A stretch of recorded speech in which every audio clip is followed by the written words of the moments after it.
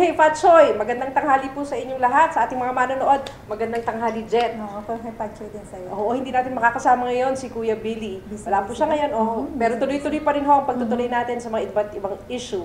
At syempre, Chinese New Year. At kahit wala si Kuya Billy, tuloy ang buhay. Tulay ang buhay. Di ba? Tulay ang buhay. Oo, Chinese New Year ngayon, no? Oo, Chinese New Year. Pag Chinese New Year, paano yung mga ginagawa nila? Ikaw ba Chinese? Hindi ka naman Chinese? Meron nung sa mother side ko, mother yung aking side. lolo Chinese. Pero actually, hindi ko kinagasnan yung kulturang gano'n. Pero meron tayong mga kaibigan at pag Chinese New Year, parang meron silang tinatawag na dragon dance eh. Nung sumasayaw sila, di ba? Oo, tapos merong parang mga figure na may mga tao sa loob. Yung gumaganyan-ganyan, di ba? Oo, tapos maski sa mga bahay sa Binondo, pumapasok yung mga yun, nag-iiwan sila ng pera sa ceiling, sa pinto, hanapin nung ganun ang ginagawa. dragon ba yun or lion eh? Kumbaga sa mga tradition na nila yun na laging kumukuha ng mga ganun pera? Sa mga bahay-bahay? Nakikita ko ho, pagka may dragon dance, nag-iiwan sila sa mga ceiling o sa pinto kung saan hahanapin. At, kasi parang marunong mag-acrobat yung mga nasa loob eh. So nagpapatungan sila gano'n, kinukuha nila. Talaga? Oo. Pero hindi pa ako nakakapanood ng gano'n. Ang naalalaman ko lang yung mga, di ba, may mga tikoy ng Chinese. Ang sarap nun, di ba? Ang sarap nun. Wala pa nagbibigay sa akin. Wala. Hintayin na lang natin, sigurado, marami. Anyway, yung mga manonood natin, narinig na, baka merong Chinese dyan. Magbibigay ng tikoy. Di ba, tikoy talaga. At dahil po Chinese New Year, ngayong linggo ay pinasyalan namin ang isang feng shui master sa Binondo, no, para aming makapanayam. Siya yung tinatawag na si feng shui expert na si Johnson Chua. At pinuntahan din natin ang may pinakamasarap na pagkain diyan sa May Buendia yun, di ba? So yung steakhouse, di ba? Kumain na tayo doon. Kumain tayo. Ang sarap ng kanilang steak, di ba? Ang pagkasarap, di ba? Nakakain na. Mura. Oo, mura. Affordable siya. Oo. Saka sarap talagang tikman. Kaya yung ating mga kababayan, pagka gusto nila kumain ng masarap, pag nandito din sa Metro Manila, magtungo dyan sa Buendia, doon sa kanilang napakasarap na restaurant, steakhouse. Oo, at meron din akong pinuntahan. Anong pinuntahan mo? Pinaunlakan tayo ng isang interview ni Arnel Ignacio. Okay. Gwapo ba siya? Oo, gwapo. At meron din tayong special report tungkol sa Coco Levi Fund, kung paano siya nagsimula at kung anong update na. Ano bang update na ngayon? Ito po ay ating pag-uusapan, Jet. Sa pagbabalik namin, kami po ang inyong tulay. Your bridge to understanding, peace, and prosperity. Ang feng shui po is tumutulong siya paano natin makakamit ang swerte. Pero wala talagang tinatawag na pinanganak ka pa lang, swerte ka na, umalas ka na. Wala pa lang ganyan na naman.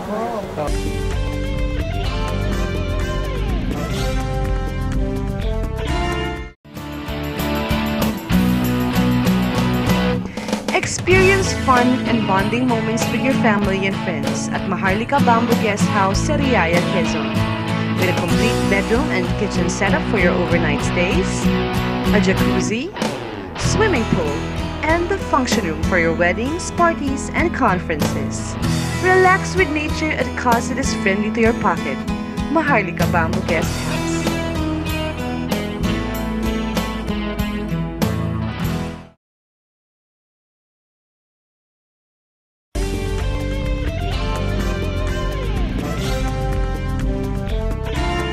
At ngayon naman sinasabi nilang Year of the Rooster ay humingi tayo ng ilang mga pampaswerte daw. Oo, at ito yung pinag-usapan natin kanina, no? Yung ating pinuntahan, ang feng shui expert na si Johnson Chua. Panoorin po natin ito.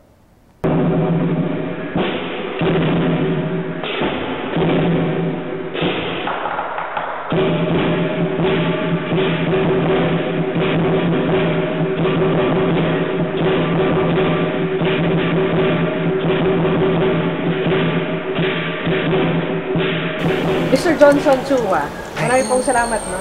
Imbitado niyo kami dito. Gusto ko lang kong tanungin, no? Your code of feng shui expert. Yes. Bakit ho ba? Ilang taon na ho ba kayo nagpo-feng shui? RG, I'm in practice na po for almost 13 years na po. Tagal na pala. Yeah, So, anong natutunan niyo dun sa practice niyo? Ang maganda po kasi sa practice ng feng shui po is parang marami ka nalalaman sa mga sikreto ng elemento or also sa sikreto ng energy, kumbaga. So parang at least nakikita natin kung ano yung mga nangyayari sa paligid natin, paano ang pagka-elemento din ng isang tao. So na-understand natin kung paano ba nangyayari ang isang swerte. Sa isang tao.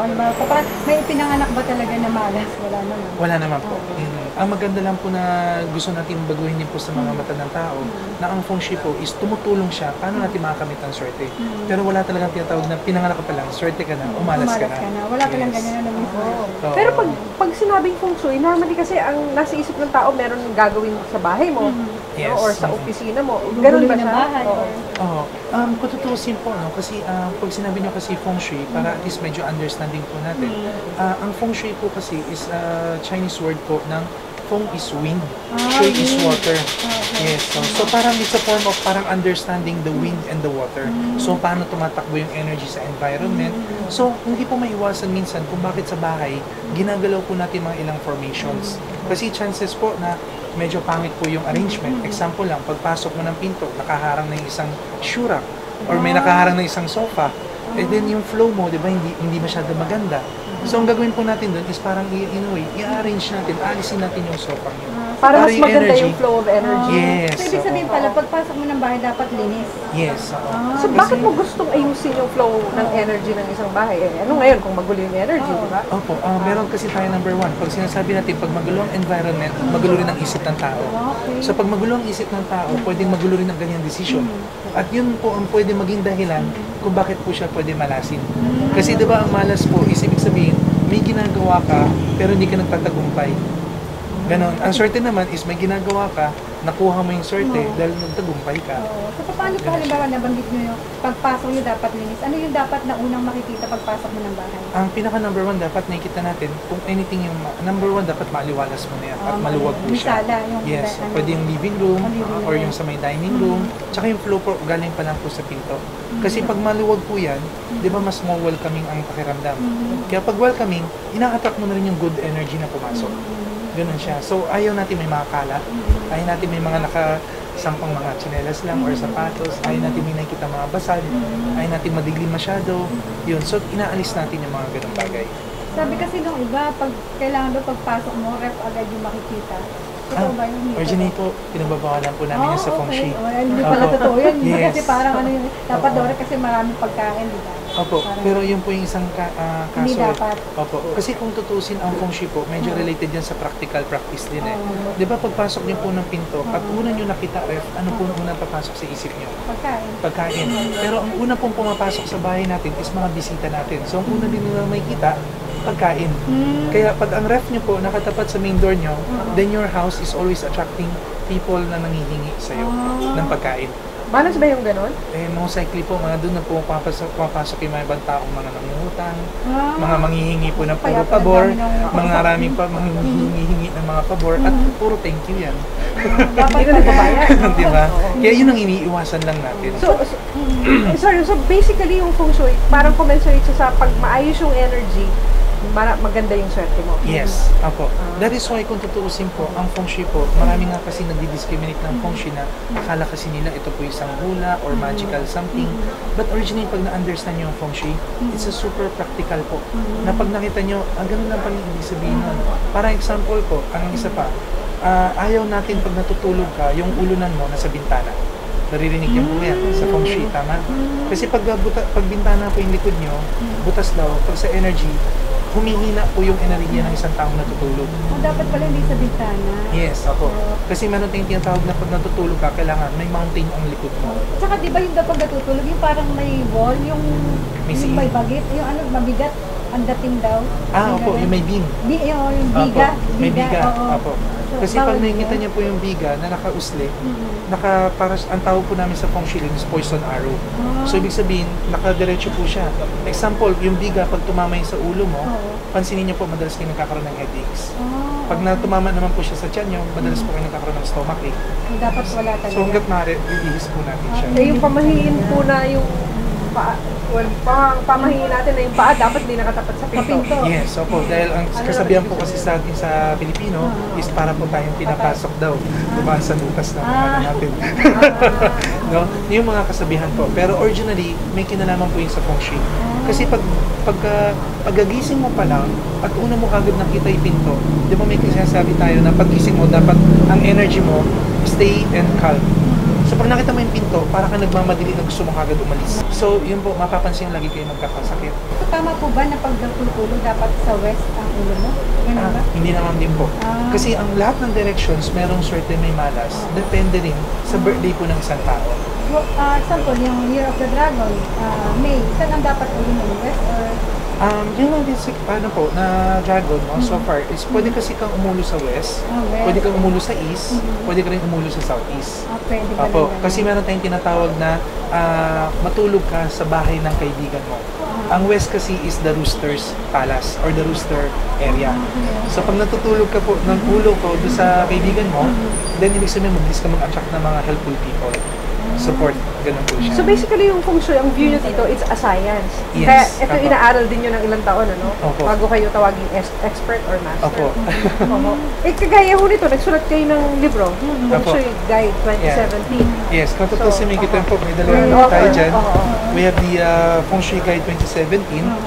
Dito po is ginagawa ko rin siya. Kaya kung mapapansin yung mga books na po, binibenta ko ng iba is, nakikita nyo na nakasulat is forecast. So more on about hula or about predictions. Yung aking ginawa ko is ibig sabihin kong guide para mag-guide po natin bawat tao. Paano po halimbawa sa gusto mong magtayo ng bahay, agad po yun ay aayusin na ninyo? Ganun paano po ang gagawin? Mas maganda po sana kung from scratch po is matutulungan na po natin. Kasi yun po yung nagiging problem po ng mga iba eh. Yung ayaw na nila magtanong sa feng shui kasi baka raw sirain pa, titibagin pa, dahil may mali daw mga formation. Kaya ang tinuturo namin, gusto mo para wala kami sirain, simula pa lang, ayusin na natin. Oo, kasi kung tama naman yung arrangement mo, okay na, wala na tayong Basta ayusin. malinis, okay na yun. Opo, Good ganun po vibes siya. na talaga. Hindi, kasi may mga iba po, depende po sa ayos ng Sa ayos pa mga rin poste, paano yung arrangement, like yung example, yung shapes ng bahay, yung shapes ng kwarto. Paano pag mga condo, Ganun di po ba? siya. Hindi mo lang napipinig kung saan yung ano Yes, nila, di opo. ba? So, paano mo aayusin yun? Yun na po yung next na step natin, na kumbaga ba, pag hindi natin kaya ayusin yung feng shui ng formation, that's the time na po pumapasok yung tinatawag ng feng shui charms. Oo. Kumbaga ba, if we cannot change it, then we will cure it. Ganun na po siya. So, etong guide nyo, anong basically ang sinasabi nito? Ito po is ang guide po siya sa bawat sign po ng tao. Like example, kunyari kayo po year of the rat, kumusta po tayo sa taong ito, at saka kumusta po tayo sa mga aspeto ng ating buhay tulad ng wealth, career, health, relationship, and education. So on this part po, nagagabay po natin yung isang tao. So example po, tulad po ako po year of the rat, at nakasulat po sa libro is swerte po ako. Kung swerte ako, then ibig sabihin, tamang panahon to para mas more i-show off ko palalo yung actions ko. Mas Mag-venture pa. mag-venture pa ako, mag-explore pa ako, at pwede ako mag-take ng risk. Kasi mas kumbaga, malaki ang chance na pwede ako magtagumpay. Parang Year of the Dragon, ano nga yung year na to? Yes. So, dapat mag-push talaga. Opo, mas lalo na ang dragon, ang pinaka-top one natin So, for the Jeff, year, for the dragon na. rooster. Eh, anong year mo ba? Anong Ako, dog eh. Ikaw, dragon. Oo. O so, kunwari siya, yung birthday niya, Yeah. ano yung swerte sa kanya? Ang so far kasi ang dragon po yung number 1 pinakakaibigan ng Year of the Rooster, and 2017 is Year of the Rooster. So ibig sabihin po, this year marami po kayong pwede maasahan na different opportunity, or even though masyadong magiging mataas po ang inyong success rate. So sa mga bagay na inyong gagawin, malaki ang chance ng tagumpay. Kaya napakaganda po ng taon nyo. Kailangan palang i-push kung mabuti, no? Yes, opo. Para- Pero syempre, ito po yung sinasabi natin. Kasi ang sikreto ng feng shui, hindi lang po sa swerte at malas, kundi yung balanse rin ng buhay. Kasi may iba po, Yung balanse ng buhay, paano ba yun? Paano nagbabalanse yung negative to positive? Ganun? yes, opo. Pero ang iba kasi, pag narinig nila, negative to positive, mahirap i-explain. Oo. Pero kung tutuusin po, ito lang po yung layman's term. Pag sinerte tayo sa pera, sigurado tayo po yung magtatrabaho ng marami. And the more nagtatrabaho tayo, the more mas oras natin is i-sacrifice natin para sa paggagawa ng pera or pagtatrabaho. Hindi nga magkapera eh. So mas Pag-trabaho Sabi ng pera. Ganun. Okay. kasi may iba po ang naging problema po ron, nawawala yung balanse, na nawawalan sila ng time sa sarili, nawawala yung time nila para sa family. So minsan po, nagkakaroon ng family problem, misunderstanding problem, nagkakaroon po ng problem din in terms of like sa health. Kaya minsan yung po tinatawag namin, kailangan lagi balanse ang buhay.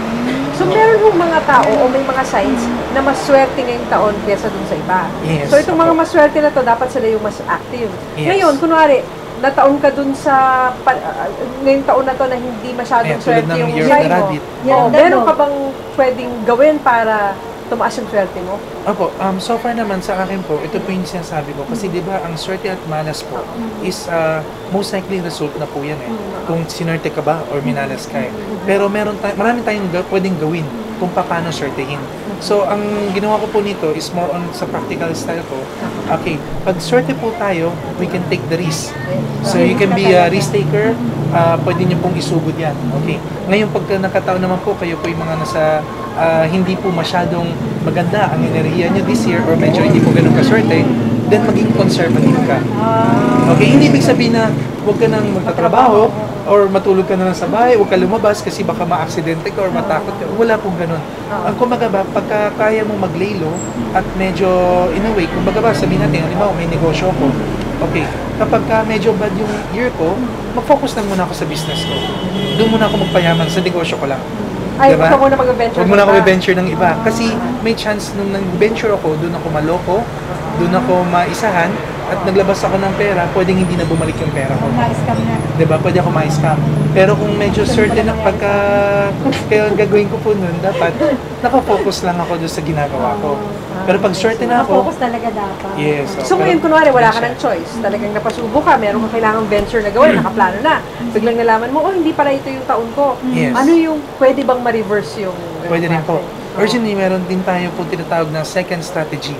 Na sinasabi namin, pag hindi mo kaya, baka kaya ng kasama mo. That is why minsan po, medyo swerte po yung tinatawag natin may kagrupo. Example, kunyari ako po Year of the Rat at medyo hindi po ako naging lucky this year. At sabi po, Dragon po yung napakaswerte this year. Baka pwede po tayo magtulungan. Then ililive ko sa inyo mga major decisions. Then I will be one of your legwork. So, didikit ako sa kanya kasi Yes. dragon siya. Apo. Yung dog, kasi ako dog ako. Baka Hindi ako swerte. Baka ako kagatin mo. Dog na Ano? Hindi naman po. Originally po, ang dog po kahit paano po, compared to the last mga 2 years or 3 years, much more improvement po ang luck niya this year. So, ibig sabihin kahit paano, maganda rin yung taon mo. Kaso ang medyo problem ng dog this year is more about health. Kaya ibig sabihin, dapat mas more time ka lang in terms of sa health ka nakafocus, kailangan maging health conscious like sa mga vitamins natin, gano'n. Tsaka yung pahinga. So, hindi ko kailangan dumikit sa kanya para swertehin ako.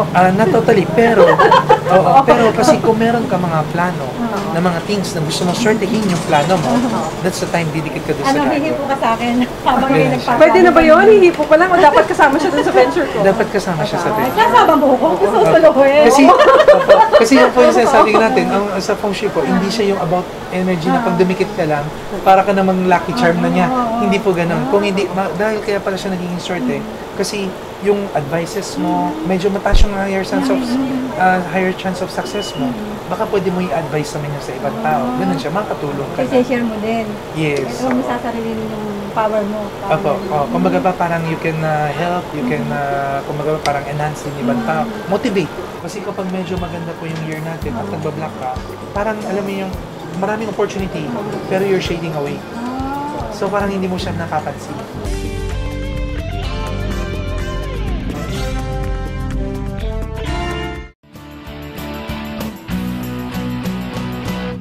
Experience fun and bonding moments with your family and friends at Maharlika Bamboo Guest House sa Riaya, Quezon.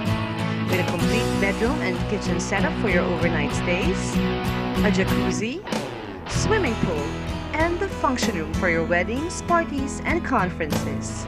Relax with nature at a cost that is friendly to your pocket. Maharlika Bamboo Guest House.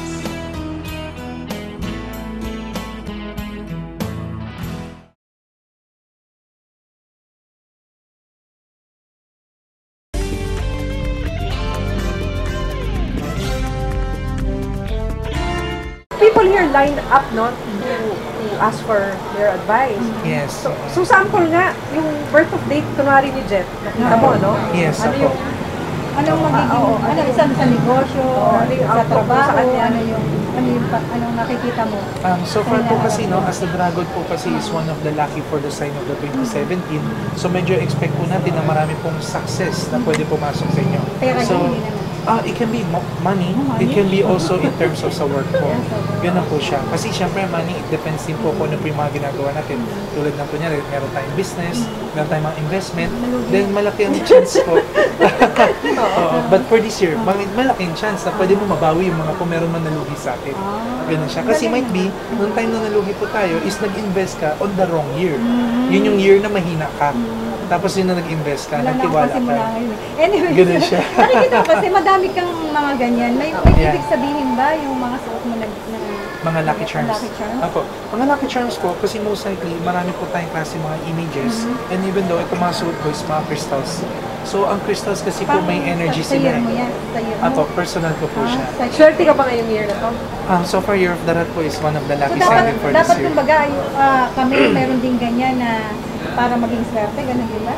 Kung tutusin po, ang trabaho kasi ng charms po, tumutulong siya para maging swerte kayo. So, swerte ka na this year, so swerte ka pala. No, dahil sa charm. Apo, pwede rin po yung ganun po kasi gusto po natin siya ma-magnify eh. Pwede bang maghiraman dyan o may mga babagayan Hindi, yung hindi charm? po pwede. Kasi number one, may babagayan. Tsaka pangalawa po, meron tayong tinatawag na energy. So, makukuha ayaw niyo yung pong, energy. yes, so ayaw niyo pong Kaya ipahiram dapat yung energy niyo. hindi ipapahiram. Halimbawa, ay patingin naman yan, isusukat ko bawal. Hindi din pwede ganun. po. Hawakan, Pang-iyan. okay lang. Pero wag mo lang ipapasuot or Ano, papasuot sa hinuhubad mo din or nadyan na maliligo para sa ano mo din? Pagka sa ano po, matutulog po or maliligo, mas better po tinatanggal lang natin. Tanggal lang. Oo. Kahit matutulog. Yes, opo. Kasi, pero yung matutulog, minsan depende rin sa tao. Kasi meron example lang, like sa akin, pagkasama ko kasi tumatulog, baka hindi ako makatulog kasi ang lakas ko eh. So, kailangan ko tanggalin para medyo humina lang ng konti o magkalma ng konti para makatulog din ako. Parang Yan. negative ion. Opo. So yun, meron po kasi siya mga iba-ibang crystals and lahat po siya is gawa sa natural crystals. So pag sinabi nyo natural crystals, may energy sila eh. So pag ginamit nyo sila, parang example po, sabi nga natin kanina, gusto natin sa dragon, masyadong pwedeng maging success rate mo mataas. Pero sigurado, bago mo makuha yung success rate, maraming trabaho yan, tama? So, ibig sabihin this year, pwede ka rin masyadong ma-pressure. Kasi ang dami mong tatrabaho eh. Ganun siya. Kaya pag masusuot ka ng bracelet, medyo tulong sa'yo mga red crystal. Red, dapat. Kasi pag nag-red crystal ka, ina-add on niya yung energy na para hindi ka mabilis ma-stress. Dinadagdagan niya yung suot active dapat energy. red. Apo, pwede ka rin magsuot ng mga damit na red. Pwede ka rin magsuot ng mga damit na green. Yun po. So, Kasi bawat nakakatulong charms, siya. bawat crystal, may kanya-kanyang trabaho. Yes, may opo. trabaho pala. Ganun. So, ang red ay para sa energy, parang gano'n. Apo. Kaya mga red po, nakakatulong sila for power, for authority, nakakatulong din sila for convincing. Di ba may kanya-kanyang kulay? Halimbawa, yung year of the, gano'n. Yes, Zodiac sign meron na po. yun. Di ba may, ano yung sa dragon, ano yung color na dapat? Pero Ah. ako lagi ang tinatanong. Ikaw, sa For, dog. oo. for this year kasi po, ang Dragon. dragon po is maganda po ang kulay ng mga green or red. Green or red. Apo. Galit ako sa Christmas. green eh. Ganun. Hindi na. Kaya kung mapapansin mo rin sa book po natin, yan o, meron din siya mga like sample ng green. Pwede kayo gumamit ng mga light green color. Pink. Meron pink, Brown. pwede rin brown. Wag lang, ano. And also, gumagawa rin ako ng tinatawag na healing color. Red Ang and healing yellow. color, ginagamit po natin yun yung panahon na medyo, kunyari, pagod po tayo. So, pwede nyo pong ilagay ito sa mga bedsheet nyo or yung mga pajama po natin, yung pantulog natin. You're talking about crystals. The colors. The colors. Kahit Yes, ordinary, even kahit, colors, kahit yes. stuffed toy lang siya or pillow siya. Yes, no? opo. Kasi when you say feng shui charms po, it's not only about as a lucky charm na nakikita natin, mga rooster dog, ganyan. Lahat po na nakikita natin sa mundong ito, pwede po maging lucky charm. Kahit po sabihin natin, meron kang pinaka-favorite stuffed toy, or even Pwedeng though maging favorite ano. toys, that will be your lucky charm. Anything that add on to your energy. Like example, sa mga babae, yung mga fashion nilang accessory or fashion nilang damit, gano'n. Sa mga lalaki naman, kahit sabihin natin yung mga collection sila, like yung mga housing ng gadgets nila, nakakatulong po yung colors kasi nakakabuhay ng energy. Green pala ako. Yes. Dapat pagsasamahin. Anong kulay sa kanya? Pag sa dog naman po, more on mga neutral colors tulad ng mga black, white, and some of Mahilig siya sa also mga black eh. silver, gold, mga ganun pong colors. Pero sa akin, dapat nagbablock ano. Opo, kasi kapag medyo maganda po yung year natin at nagbablock ka, parang alam mo yung maraming opportunity, pero you're shading away. So parang hindi mo siya napapansin. Kailangan sa akin color ang akin susuotin. Oo, dapat lagi Kasi pa the more mas mapapansin ka, the more makikita ka, the more mas makikita mo yung swerte. Ganun. So, ang feng shui po, yung pinakasikreto po niya, may tinatawag kaming 3 kinds of luck. Okay? Tatlong klaseng swerte. Ganon. Oo. So, meron po tayong lucky in terms of say heaven, lucky in terms of the earth, and lucky in terms of the man. So, may heaven, earth, and man siya.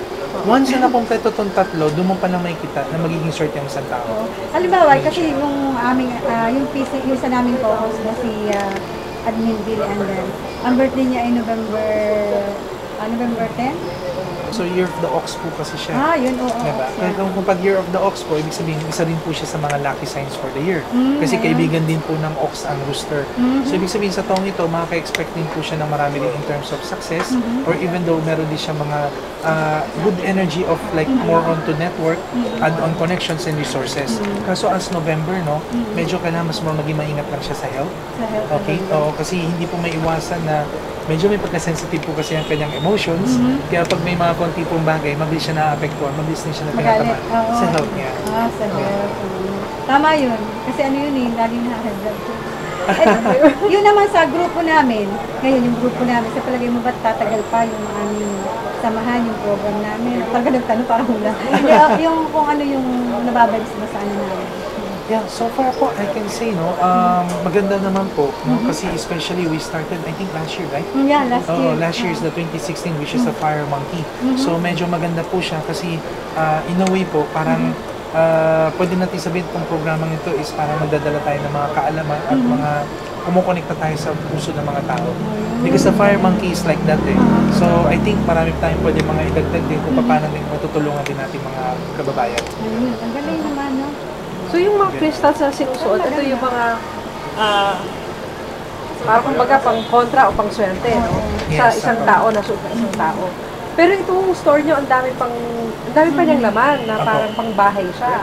So ito pang feng shui rin to, pang Mga nilalagay po sa establishmento, sa bahay. pang swerte naman ng energy, nung pang energy Itong siya ganito lahat. pang ano, Yes, no? apo. Pang ayos ng energy. Apo. Ito So pang example, tulad din mga money tree. Ang mga money tree po kasi, di ba, is in a way nakakatulong sila pag-usbong ng pera, sales, yung mga ganyan. So parang, imagine nyo po, pumasok kayo sa isang bahay at may nakita kayong money tree. Ang unang papasok sa isip nyo, pera. So automatically, you're distributing or you're making an energy of money. Kaya tumutulong na siya kagad para mapalago din niya ang Hindi ko pera. na ako kasi parang... Ngayon, madalas ko rin yan, tinuturo rin yan sa mga tindahan. Kasi sa meron tindahan. mga tindahan po, napansin nila parang mahina ang sales, ganun. So pag nung time na naglagay sila ng money tree, at napapansin siya ng mga taong dumadaan, na-attract yung mga taong dumadaan na maglagay rin ng pera dun sa tindahan. Ganun pala yun. So Pero that's sa how bahay charms ko, work. halimbawa, hindi mo naayos yung bahay na pinagawa mo, ano yung pwedeng ilagay doon? Depende na po kung anong klase yung problema ng bahay. Kasi meron naman pong iba, sobrang easy lang po, mabilis naman po ayusin. Tulad nung, meron po kami na check ng isang bahay ko, isang client namin. Nasa posisyon naman lahat. Kaso nararamdaman nila yung malas. Yung pala, nung time na pagpunta namin, declutter lang talaga. Kasi lahat ng kalat, lahat iniwan lang sa hallway. Tapos ang dilim ng bahay, yung mga kortina parating nakasarado. So, medyo gloomy yung nangyari doon sa bahay. Kaya minsan, ang problem tuloy sa loob, nagkakaroon sila ng disharmony. Si mother lang, inatake ng stroke nung sa Hong Kong. Tapos yung mga anak niya, medyo wala pang mga love life. Diba? Wala pang love So, yun ang life. mga ibang example. Yeah, so kasi even love life is a form of energy eh. Pag maganda ang energy mo, you can attract good energy din. Diba? Pero tingnan niyo po, sa practical side, kung medyo gloomy yung house, meron kayong pupunta na manliligaw. Wala rin, di ba? Parang ganun po. Kailangan ayusin din yung feng shui ng buong bahay ba? O Yung kailangan buong bahay. yung kwarto lang? Buong bahay. Kung kaya po, buong bahay. Kasi kung ikaw po may-ari ng buong bahay. Pero kung sakali po kayo po ay nasa kwarto lang, kayo, halimbawa, Panay nakatira biga po eh. kayo sa biyanan nyo, at kwarto lang po ang kaya nyong handlein, kahit yung kwarto lang muna. Kasi ito po yung kasabihan eh. When you want to activate the whole sector of the tinatawag nating feng shui sa house, meron tayong tinatawag na 9 grid, which is ito also represent for the 8 corners ng house. So kung gusto mo ma-activate lahat ng aspect tulad ng career, health, wealth, harmony, lahat po siya. Ngayon, meron po mga iba na limitado lang, kwarto lang kaya nila. Kasi example, bed spacer, or like a one bedroom condo unit lang. So, magpo-focus ka lang talaga sa kwarto mo lang. Hindi nila po magagalaw So yung iba outside pa. your room, ano pa ba yung ibang aspeto? You can also enhance your network, helpful people, good friends and travels, yung mga ganung klase. So marami ka pa pong pwede, education. Ang dami palang pwede Yes. pang ilagay. Marami siyang pwede. So that goes also with the office. Yes. So Apo. kung mas maaari, hindi lang yung kwarto mo, kundi yung buong... Yung buong office. Kasi pag tinignan niyo po, no, pag inayos niyo po yung kwarto niya lang, kayo lang po yung effective. Pero paano naman yung sales team mo, yung accounting team mo, kapag hindi rin sila maayos, then bilang isang leader, hirap ka rin. So mas maganda, ayusin mo yung buong office para lahat kayo mag-work well. Ganun po siya. I think siguro ang pinaka-message ko lang po is wag lang po tayo masyadong matakot sa feng shui na baka po ito po hula lang or what. Maganda po na dadagdagan din po natin ang ating kaalaman. Okay? Pero syempre napaka-importante lang na sa isang tao, wag din tayo umasa lang lagi sa swerte. Kailangan po natin ng sipag at tiyaga, haluan ng konting kaalaman at konting swerte. Thank you very much. Thank you. Nelson. Thank you po. Thank you. Ako, kung ako lang, personal ko, gusto ko talagang i-upgrade lahat ng mga ospital natin dahil yun ang kailangan natin. Pero bawat isang hakbang namin, it will be treated as a recommendation for the approval of the President of the Philippines.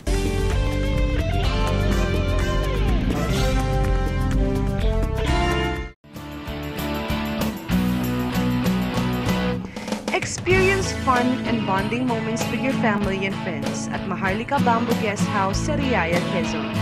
With a complete bedroom and kitchen setup for your overnight stays, a jacuzzi, swimming pool, and the function room for your weddings, parties, and conferences.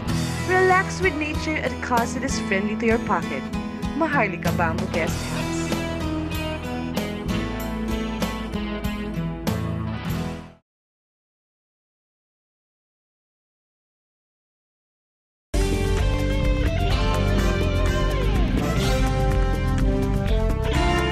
Sir, Mr. Ignacio, Arnel, most famously known as Arnel. I want to know, ano ho bang trabaho ng isang Assistant Vice President for Community Relations and Services? Itong CRSD, this has been a department of PAGCOR for so many years. Kaya alam parang, iba parang wala nakakaalam.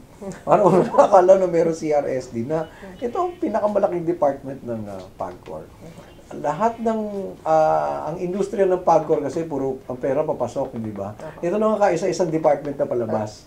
Ito lang ang nagdi-disperse palabas ng pera.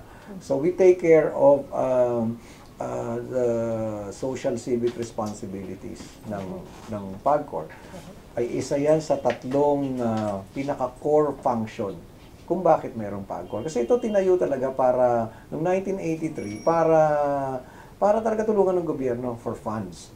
So ano ho yan? May natatanggap kayo mga solicitation letters? Oo, dito yon. Pero hindi yung sponsorship, dun yung sa kabila. Ito talaga yung hingi ito ng tulong. Dito yon. Kami yung noong nakaraang administrasyon, ito ang namahala ng pagpatayo ng mga eskwelahan. Ngayon naman, ito ang namamahala para sa lahat ng pondo na ibibigay para sa requirement ng direksyon ng presidente na tayo ay puro sa health. So yung nakaraan namin na ibigay na 5 billion for the Social Civic Fund ng presidente, yun na yung gagamitin niya. Yung 1 billion binigay niya sa libreng gamot na inahawakan ngayon ng DSWD at saka yung 1 pang billion para sa gamot naman ng mga nire-rehabilitate natin. So he still has 3 billion to spend. And by next quarter of 2017, itong quarter na to, again, probably itong kalahati nito, makakapagbigay uli kami. So targeted ho yung mga tutulungan nyo. At a certain point, ito yung budget para dito, ito yung budget para dyan. Ano yan? Under the discretion of the Office of the President. Siya yung nagsasabi kung saan siya, kung anong direksyon ang gusto niyang tuunan itong pondo na to. So yung discretion nyo ho, saan pumapasok? Kami, hindi. Nagre-recommend lang kami. Yung pang-araw-araw dito na ginagawa, like yung mga may sakit, pamisa-misa, nakakatulong kami, mga magpapa-ospital, magpapa-financial aid na pampagamot, yan. Pero hindi ganun kalaki ang fund namin para doon. Kasi more of trabaho ng PCSO yan eh. So meron ho kayong more or less direction galing from the Office of the President kung saan kayo tutulong? Oo, yun. So kung ano sinabi ni Presidente, yun ang direksyon ng pupuntahan namin. So, kayo ho, particularly, meron ho ba kayong mga pet projects or mas gusto niyong tulungan yung may mga sakit or may mga... Well, kung ako lang personal ko, gusto ko talagang i-upgrade lahat ng mga ospital natin dahil yun ang kailangan natin. Pero bawat isang hakbang namin, it will be treated as a recommendation for the approval of the President of the Philippines. So as of now ho, ano yung main projects na ginagawa ng... Well, yung regular namin project dito, katatapos lang nung pamaskong handog ng PAGCOR. Ayan, regaluhan yan to several recommended beneficiaries ng DSWD. Across the nation? Oo, across the nation yan. Na-budgetan niya ng mga about 22 million. And meron din ang PAGCOR, regular to annual feeding program. We've allotted 55 million for this. for 13,000 students. Tinitimbang yan from start, 120 days, hanggang paanda rin yan, hanggang sa makita natin kung anong epekto nung pagpapakain sa kanila araw-araw for 120 days. Oh, Yan. I see. So, meron mo rin kayong annual planning. Basically, Oo. kung saan nyo ilalagay yung Oo, budget nyo. Oo. Pero itong mga projects na mga ongoing yan eh. Like, meron kami ng balik eskwela project, naglilinis ng eskwela yung mga taga-PAGCOR, tuwing magpapasukan. Yan. At saka kasi basically ang talagang function ng PAGCOR is to produce funds. Yes. Dahil ang dami naming mga mandatory allocations eh. Diba? So tuloy-tuloy 'yon, and then kung ano man yung gusto ni presidente, lahat ng mga papasok dito sasabit namin sa kanila for approval. Kunyari malaki na yung hinihingi nila. So doon mo papasok yung discretion nyo kung ano yung gusto nyo i-recommend. Oo, Kasi kunwari, recommend. yung hospital, gusto nyo tulungan, Oo, bigyan mo ng yun. CT scan, Oo, di ba? yan. Diagnostics. Kagaya nitong National Children's Hospital yan sa E. Rodriguez, talagang yan, gustong-gusto kong matulungan yan eh. Meron sila pangangailangan, about 48 million to buy equipments dahil meron sila dong isang operating room na hindi nakakapag-operate. Kasi Sa walang non-operating laman. room. Sa non-operating room. At ako naman, awa na ako, dahil yung kanilang operating table, kung kailan itinatag ang National Children's Hospital, it is still their original operating table. I think it's 72 years old already. So, we're working on that. Ito yung mga personal kung gustong-gusto talagang mga matulungan. Hindi mga ospital all over the country na Kailangan mag-upgrade. Oo, eh. Lalo na yung government hospitals talaga, minsan kulang ng pag-upgrade. Laging kulang. Kasi yung kulang ng profit. Laging kulang ng profit. And then, alam mo naman, ang volume of people in need for hospitalization, medical attention, lahat yan kailangan eh. So, it's a never-ending sipon for funding. So, yan, isa-isa ko yan, lalo na yung mga hospitals under the Department of Health. Well, malaki talaga yung pangangailangan. Laki-laki pala ito. Ang laki pala nitong department na to. At ang laki-laki ng responsibility. Na-overwhelm mo ba kayo? Oo, yeah. Na-overwhelm talaga ako rito sa... Kaya pala ang laki nitong opisina ko. Dahil malaki rin yung Kasi gagawin. malaki rin yung gagawin.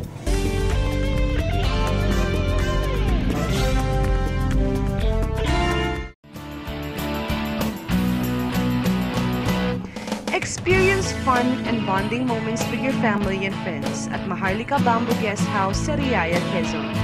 With a complete bedroom and kitchen setup for your overnight stays, a jacuzzi, swimming pool, and the function room for your weddings, parties, and conferences. Relax with nature at a cost that is friendly to your pocket. Maharlika Bamboo Guest House.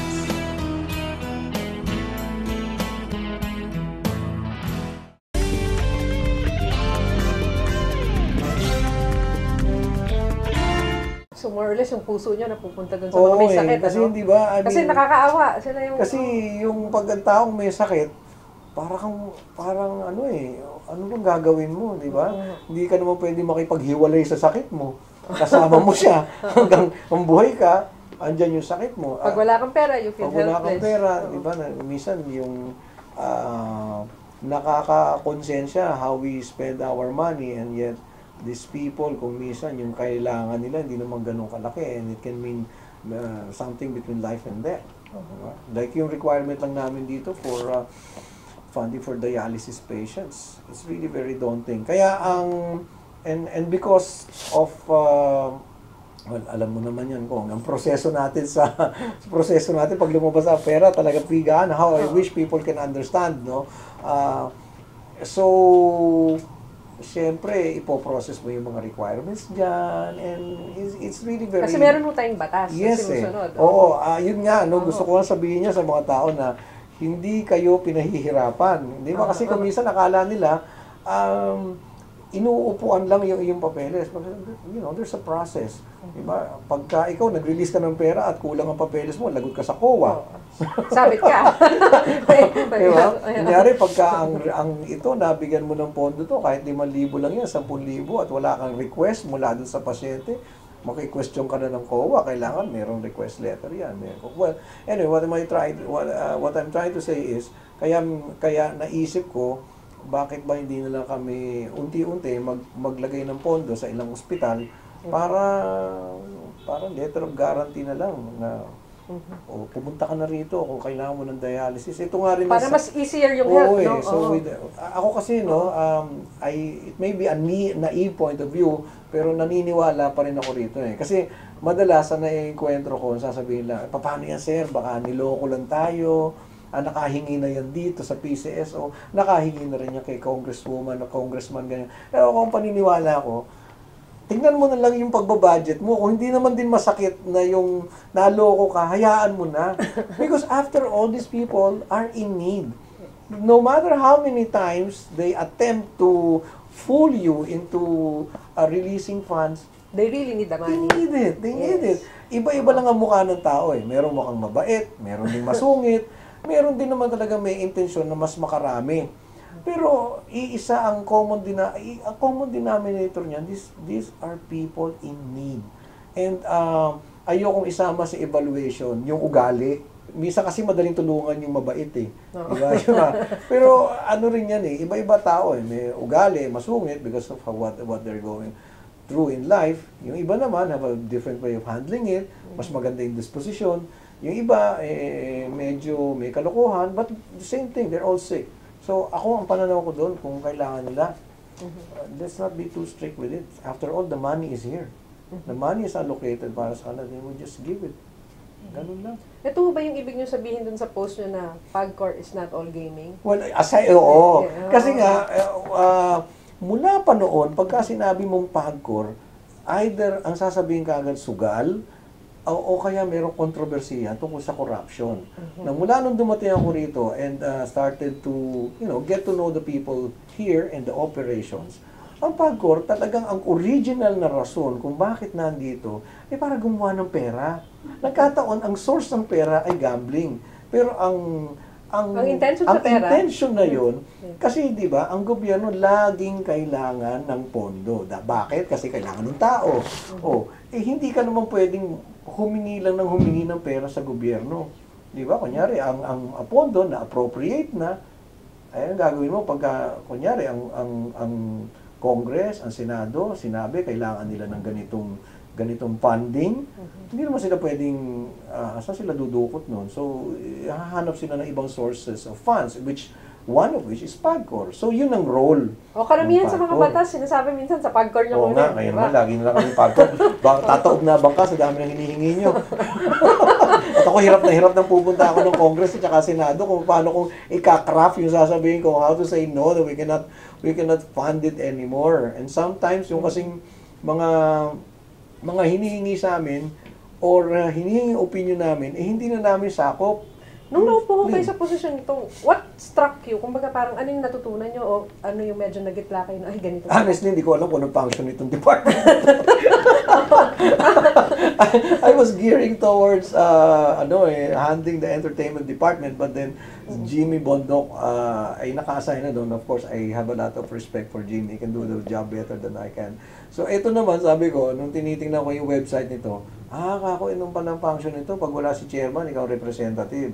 So, kako, madali lang yan, puro picture taking lang siguro. So, hindi ko alam. Ang laki-laki pala ito. Ang laki pala nitong department na to. At ang laki-laki ng responsibility. Na-overwhelm mo ba kayo?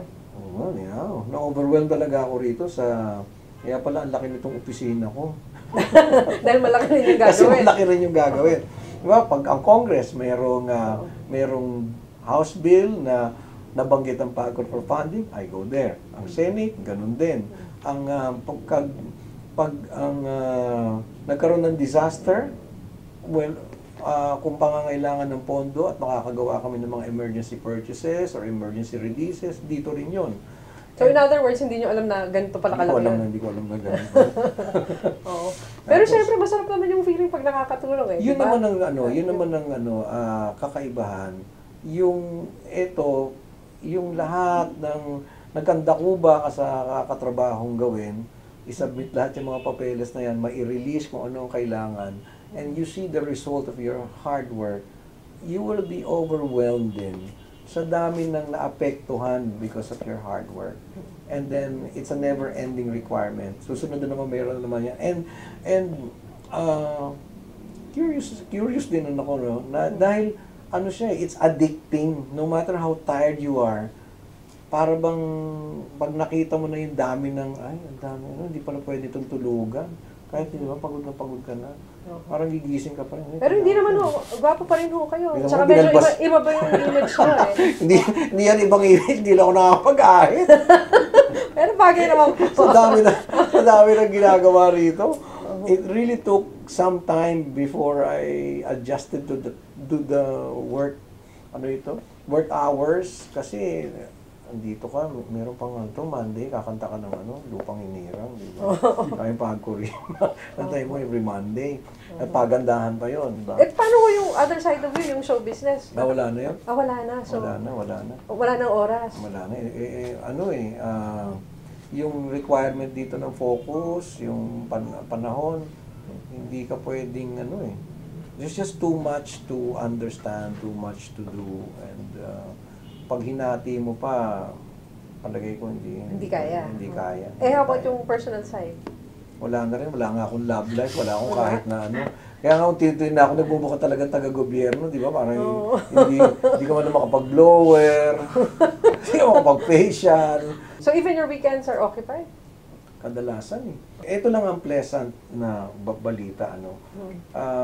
Aside from PAGCOR not being only gaming, it's yung scope ng PAGCOR napakalawak pa. Ito pa rin na na-discover ko. We have so many brilliant and dedicated people in government na for so many years, parang yung naging manhid na sila Taken sa for bira. granted?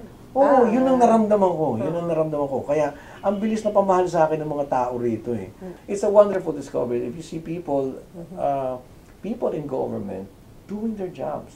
Kasi di ba, parang kung hindi ka taga-gobyerno, parang, gagano ka. Hindi, but they are so dedicated. Anyway, Errol, thank you very much for your So, insights. biglang daldal ko, ha? Hindi, pero hingin ako ng message. Sa mga kapatid natin, mga Pilipino na nanonood, meron tayong gobyerno ngayon under the leadership of President Duterte na for the first time, lahat ng ating mga pinangarap, pati yung mga tinanggap mo na hindi mangyayari, ay nangyayari na para sa ating lahat. Ngayon, i-enjoy natin tong ating kalayaan na maghayag, pero wag nating abusuhin. Hindi ibig sabihin na kapag ikaw ay may kalayaan, yung kalayaan mo ay kasama, natapakan mo ang kalayaan ng iyong katabi. Your right ends where my right begins. I hope that we realize this, we grow up to the level of maturity, that freedom is not just doing what we want, but let us take care of, let us open our eyes and focus all our energies to the general good of the one and only country that we have, and that is the Philippines. Whatever intentions that you have in anything that you do, to consider that you're doing this for the better good, always analyze what the better good is. Is it for the country? If the answer is yes, baka tama yung sinasabi niyo. Pero if you're only taking pleasure out of the pleasure of attacking, reviewin po natin mabuti. We have a government now, as I said, na sincero na pinangangalagaan kayo. And lastly, discover and get to know the people in government. You will be pleasantly surprised. Napakarami pong taong sa gobyerno na napaka-dedicated at ginagawa po ang mga trabaho nila para sa inyo. Yung lahat ng magsasaka na may hawak ng resibo na nagpapatunay na sila ay kinaltasan ng COCO levy o nagbayad sila doon ng levy ay direkta pong babayaran.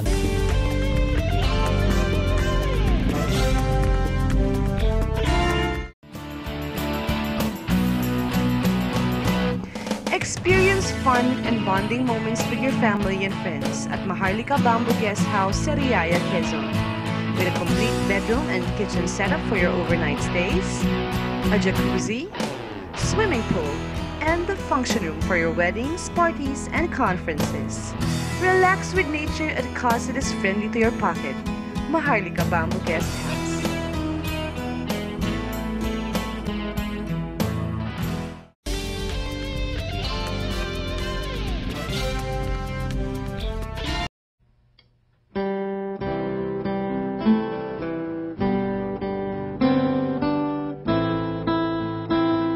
Ang paunlarin ang industriya ng niyog sa ating bansa ay ang pangunahing layunin ng COCO Levy Funds sa pamamagitan ng pangolekta ng buwis sa mga magsasaka ng niyog. Nagsimula noong 1973 sa ilalim ng administrasyon ni dating Pangulong Ferdinand Marcos. Ngunit sinasabi na ang paggamit ng naturang pondo ay lihis sa orihinal na plano at nagamit lamang sa pansariling interes ng ilan. Nananatili ang kontrobersyal na ito hanggang sa ngayon dahil sa patuloy na pakikipaglaban ng mga magniniyog para sa bahagi ng COCO Levy Fund, investment at forced taxation. Sa ngayon, ang COCO Levy Fund ay nasa pangangalaga ng Bangko Sentral ng Pilipinas at walang sino man ang pwedeng gumalaw ng pondo dahil sa temporary restraining order na naka-issue dito.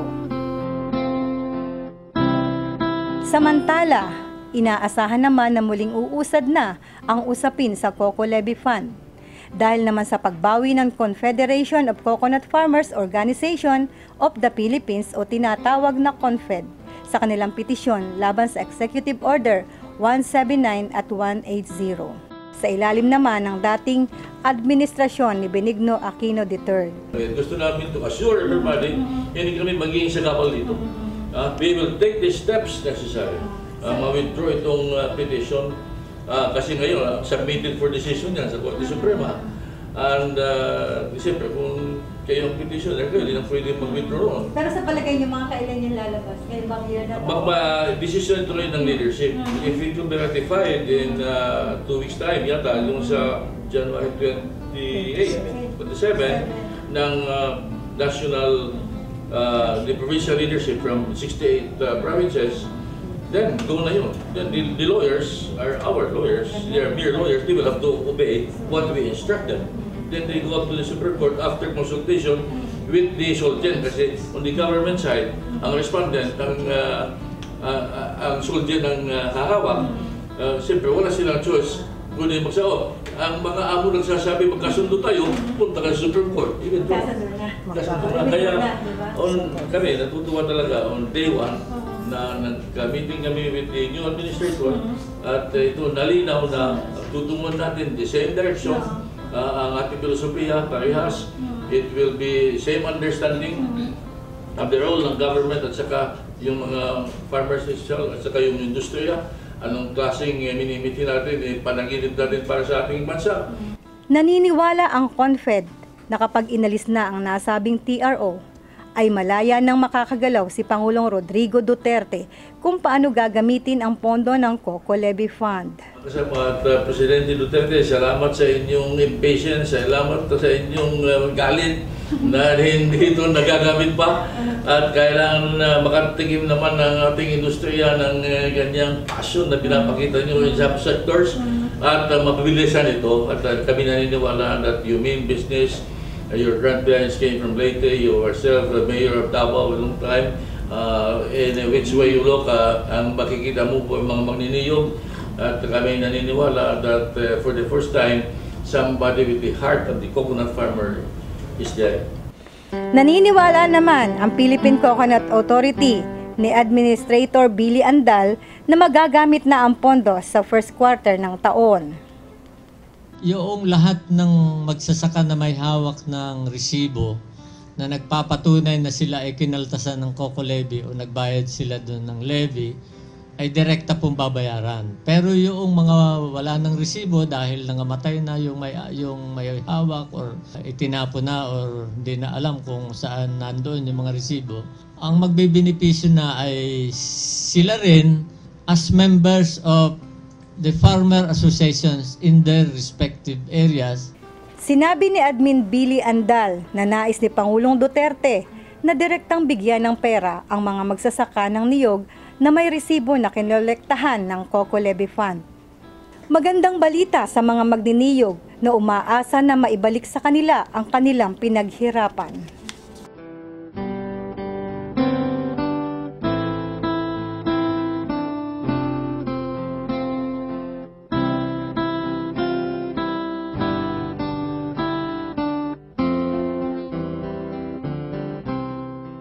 Katulad nga po ng sinabi ng ating feng shui expert, ang sikreto po ng buhay ay di lamang nakasalalay sa malas o swerte.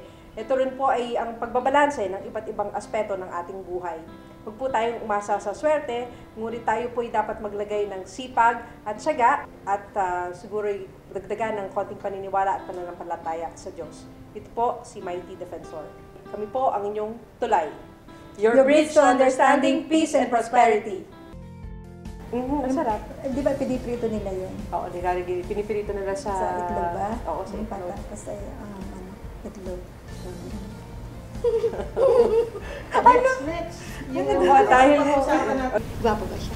Oo, gwapo. Tapos, Line mo kasi yun. Oh, yeah. okay ba yun? Okay. Your bridge to understanding, peace, and prosperity. Saan po ba? Saan ba? Kami magkataliwas kami. Okay. Mga-update na ngayon. Oo, makikita natin. Okay, panoorin natin to. Pagkabal. Ikaw pala yun. Sige. Magsabi lang kami ba ang tulay?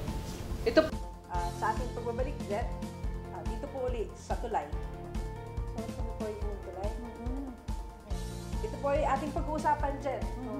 Sa pagbabalik namin, kami po ang inyong tulay.